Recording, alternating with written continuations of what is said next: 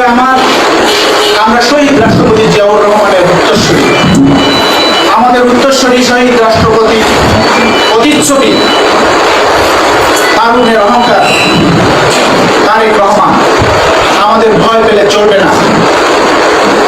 বাংলাদেশের প্রত্যেকটি ইঞ্চি মাটি আমাদেরকে সংরক্ষণ করতে হবে, এটা আমাদের প্রতিজ্ঞা। দ্বিতীয় কথা হলো, আপনারা লক্ষ্য করেছেন এনসিপি নামে একটি নতুন সংগঠন বাংলাদেশে আবির্ভূত হয়েছে। এখানে কিছু কুলাঙ্গার শহীদ রাষ্ট্রপতি জিয়াউর রহমানকে নিয়ে আজেবাজে কথা বলতে তারা কোনো কুণ্ঠাবোধ করে না। আপনাদের তাদের ব্যাপারেও সজাগ থাকতে হবে। তাদেরকে উপযুক্ত জবাব দেওয়ার জন্য আপনাদেরকে প্রস্তুত হতে হবে। এই কুলাঙ্গাররা শহীদ রাষ্ট্রপতি জিয়াউর রহমানকে চিনে না। ওরা গণতন্ত্রের মা বেগম খালেদা জিয়াকে ওরা জানে না। তারুণ্যের অহংকার তারেক রহমানের শক্তি সম্পর্কে কোনো আইডিয়া নাই।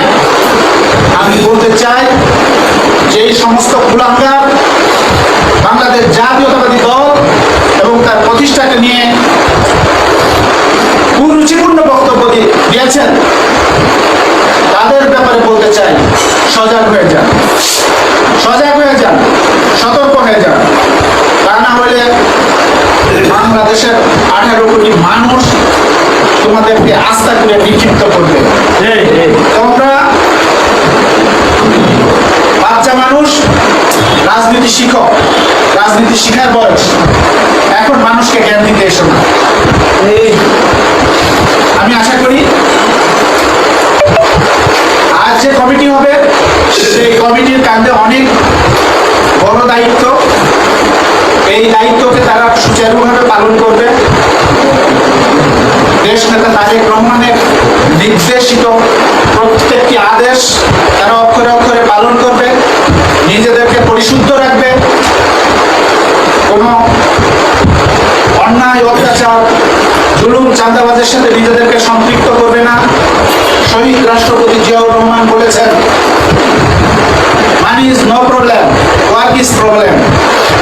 আপনারা যদি সঠিক কাজ করেন অর্থের কোনো সমস্যা হবে না।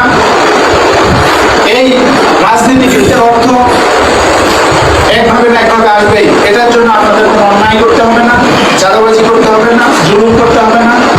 আপনারা সর্বদা এদেশের নিপীড়িত নিরীহ মানুষের পাশে থাকবেন। মহান আল্লাহ তাআলা